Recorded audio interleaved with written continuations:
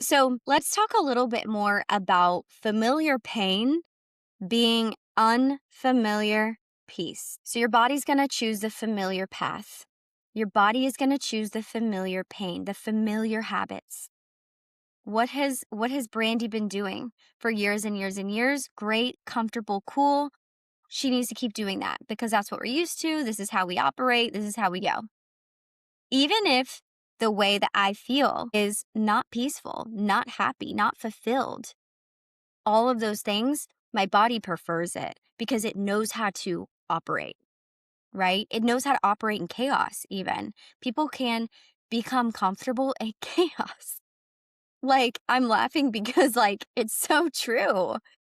I mean, maybe you have family members, maybe you have friends, maybe you've even been there yourself where it's like, no, I'm fine in chaos. You've trained your nervous system to do good in chaos, okay? But maybe you want something different. And this is what I'm talking about. You feel stuck. You're like, something's up, something's wrong. And that is because your body is choosing that familiar path. It would rather do that than the unfamiliar path. So when your life starts expanding, when you start becoming more of yourself, when you start trying new things, it feels uncomfortable. And it even can feel like wrong, which is crazy. Whenever you start maybe making more money, whenever you start a new job, even though you're expanding, I'm making more money. I'm working remotely. I have more financial freedom. I'm giving an example of myself. I'm becoming more myself. I'm doing the things that I love and I'm so excited. However, it feels uncomfortable because I haven't ever done this before. I can feel like an imposter. People can feel like an imposter in their own life because you're expanding, but you're not used to it. So it feels uncomfortable. And then the spiral can happen. Maybe this has happened to you.